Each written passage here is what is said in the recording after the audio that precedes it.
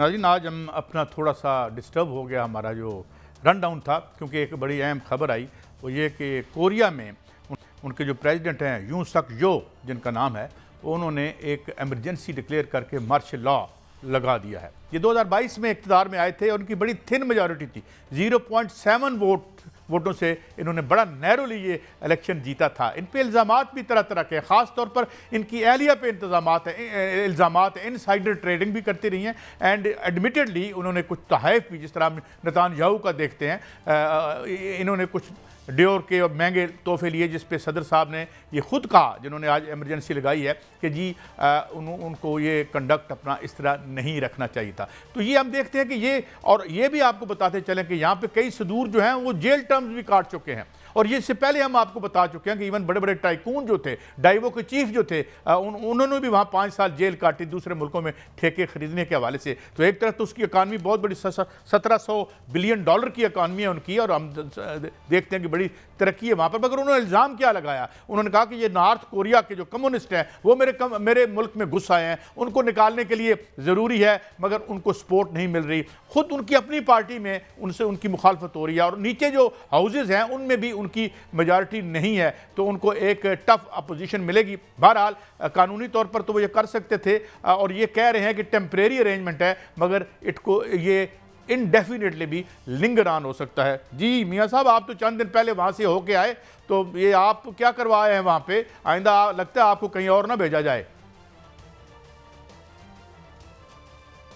नहीं काजी साहब, ऐसा बात नहीं है। मैं जो गया था वहाँ तो पाकिस्तानी साइंसदान को एक एजाज़ मिला है, बहुत बड़ा एजाज़ है पाकिस्तान के लिए कि उनको सदारती अवार्ड मिला साइंस एंड टेक्नोलॉजी पर जो रिसर्च है उसकी खिदमात के एवज़ में।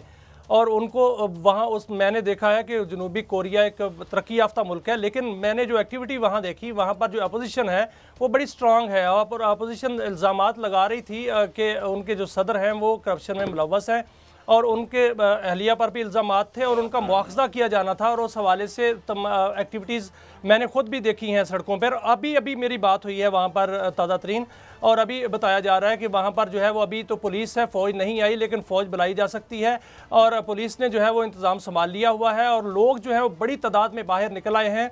और लोगों का ये कहना है कि शायद जो अपोजिशन लीडर्स हैं उनको गिरफ़्तार कर लिया जाए। अगर उनको गिरफ़्तार कर लिया जाता है तो फिर हो सकता है हालात बदल जाएं और हालात संगीनी इख्तियार कर जाए, और वहाँ पर फ़ौज भी बुलाई जा सकती है। लेकिन हुकूमत की जानिब से इल्ज़ाम ये लगाया जा रहा है कि जो अपोजिशन है उनके पास जो है वो नॉर्थ कोरिया के नक्शे मिले हैं, और नॉर्थ कोरिया की ऐसी कोई डॉक्यूमेंट्स मिले हैं जिसके साथ उनको साबित होता है कि नॉर्थ कोरिया के साथ वो मिले हुए हैं। लेकिन दूसरी जानिब हकीकत ये बताई जा रही है कि जो सदर हैं उनका मुआखज़ा किया जाना था, और इस हवाले से उनकी पार्टी के अंदर से आवाज़ें उठ रही थी, और चंद दिन बाद ये लावा उठना था, फटना था। वो आज ही जो है वो लोग सड़कों पर आ गए हैं, और लोग जो हैं वहाँ पर एहतजाज कर रहे हैं, नाराबाजी कर रहे हैं। मुझे तो आज अगर मैं वहाँ होता काजी साहब, तो पाकिस्तान जैसे हालात जो 26 नवंबर को यहाँ पर थे, शायद वहाँ को देखने को मिलते। आप ये कह रहे हैं कि लोग बाहर निकलना शुरू हो गए? बात जो हुई है वो ये मियां साहब, आप ये कह रहे हैं कि लोग प्रोटेस्ट वहाँ पे बाहर आना शुरू? लोग बड़ी तादाद में। जी काजी साहब, मेरी अभी ताज़ा तरीन अभी बात हुई। मैंने वहाँ से पूछा कि क्या फ़ौज आ गई है, मार्शल लॉ लग गया है, क्या हुआ है? तो उन्होंने बताया कि लोग बड़ी तादाद में बाहर निकलना शुरू हो गए हैं, और नाराबाजी की जा रही है मौजूदा सदर जो है उनके ख़िलाफ़, और जो अपोजिशन है वो भी बाहर, उनके रहनुमा भी बाहर हैं, उनके कारकुन भी बाहर हैं, और पुलिस ने जो है वो अभी निज़ाम संभाला हुआ है, और पुलिस उनको पीछे धकेलने की कोशिश की जा रही है। लेकिन ये कहा जा रहा है कि शायद जो लोग हैं, अपोजिशन के लीडर हैं, उनको गिरफ़्तार कर लिया जाए, और फिर हो सकता है कि आज रात जो है फ़ौज बुला ली जाए, और फ़ौज से जो है वो इंतज़ामात जो है वो मुकम्मल किए जाएं, क्योंकि अभी तक पुलिस ही है वहाँ पर एमरजेंसी नाफिज की गई है।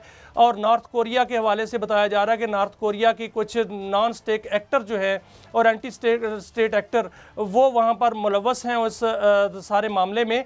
काजी साहब, वहाँ पर दो बड़े तबके हैं। एक तबका जो है प्रो नॉर्थ कोरिया है, और दूसरा तबका जो है वो प्रो अमेरिका है। अभी जो जिनकी हुकूमत है वो प्रो अमेरिकन हैं, और इसमें कोई शक नहीं कि नॉर्थ कोरिया एक तरक्की याफ्ता मुल्क है और वहाँ पर तरक्की जो है टेक्नोलॉजी बेस्ड है और हर शोबे में टेक्नोलॉजी है जो वो अरूज पर है। उसमें ख़ास तौर पर ज़राअत में टेक्नोलॉजी बहुत ज़्यादा उन्होंने जदीद तरीन टेक्नोलॉजी अपनाई हुई है। इंडस्ट्री देखें तो उसमें, IT देखें तो उसमें, और जो सियोल है वो एक स्टेट ऑफ द आर्ट किस्म का जो है वो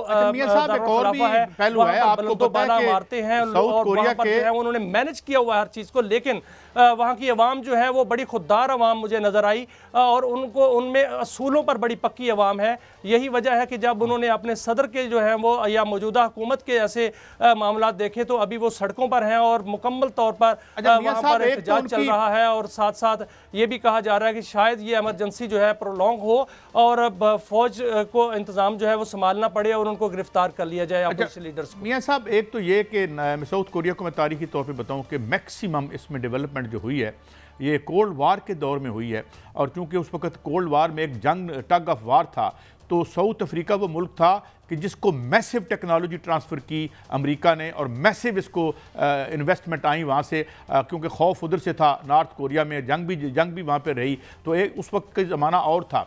लेकिन अब मियाँ साहब मैं ये देखता हूँ कि ये जो जवाल है, जवाल सोवियत यूनियन के बाद अब जवाल मगरब नज़र आ रहा है। कल मैं फ्रांस में देख रहा था कि बहुत से 1.5 लाख के करीब जो हैं वो मेहनत कशों को बेरोज़गार किया जा रहा है, और जर्मनी जैसी इकॉनमी जो है वो स्लो डाउन में है। अमेरिका में सारे के सारे वोट जो पड़े ट्रंप को, वो इस यानी धोखे में पड़े और चकमे में पड़े कि शायद ये कीमतें कम कर देगा, और ये जो लोग हैं वहाँ गुर्बत इसलिए है क्योंकि लोग यहाँ से बाहर से इमिग्रेंट्स गए हुए हैं। तो ये सौदा आजकल ट्रंप हो, इससे पहले हमने बोल्सोनारो देखा ब्राज़ील में, वो हो, या इस तरह की और फिगर, मोदी जो तारीख उछाल के जिन लोगों को ऊपर फेंक रही है, वो बुनियादी तौर पर समाजों में यूँ लगता है कि बज़ाहिर तरक्की के बावजूद बड़ी हब्स है।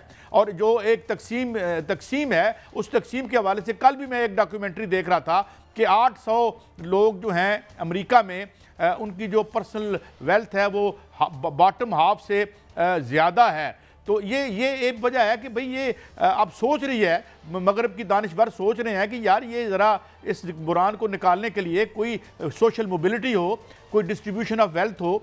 तो ये मेरे ख्याल में एक के बाद दूसरा मुल्क हमें अब मगरब में भी, इवन तरक्की याफ्ता मुल्कों में भी, कोरिया के बारे में तो कोई सोच भी नहीं सकता था, पूरी दुनिया में कार इंडस्ट्री में ये कहाँ खड़ा है। इसके जो ड्रामे हैं वो बिलियन डॉलर कमाते हैं, हमारे बच्चे बड़े देख रहे हैं। और मुझे अभी कंट्रोल रूम बता रहा था कि लोग फ़ोन करके पूछ रहे हैं, क्योंकि कोरिया का जो शोबिज़ है वो बहुत ज़्यादा हमारे यहाँ मकबूल है। मगर ये एक बात तय है कि ज़माना मुश्किल वक्त में है, समाज दबाव में है, और उस दबाव का जो इजहार है वो टॉप पे पहले होता है। तो यही कोरिया में उनके जो प्रेसिडेंट हैं यूं सक यो जिनका नाम है, उन्होंने एक एमरजेंसी डिक्लेयर करके मार्शल लॉ लगा दिया है। ये 2022 में इक़्तिदार में आए थे और उनकी बड़ी थिन मेजॉरिटी थी, 0.7 वोटों से इन्होंने बड़ा नैरोली ये इलेक्शन जीता था। इन पे इल्ज़ामात भी तरह तरह के, ख़ास तौर पर इनकी एहलिया पे इल्ज़ामात इनसाइडर ट्रेडिंग भी करती रही हैं, एंड एडमिटेडली उन्होंने कुछ तहफ़ भी, जिस तरह नेतान्याहू का देखते हैं, इन्होंने कुछ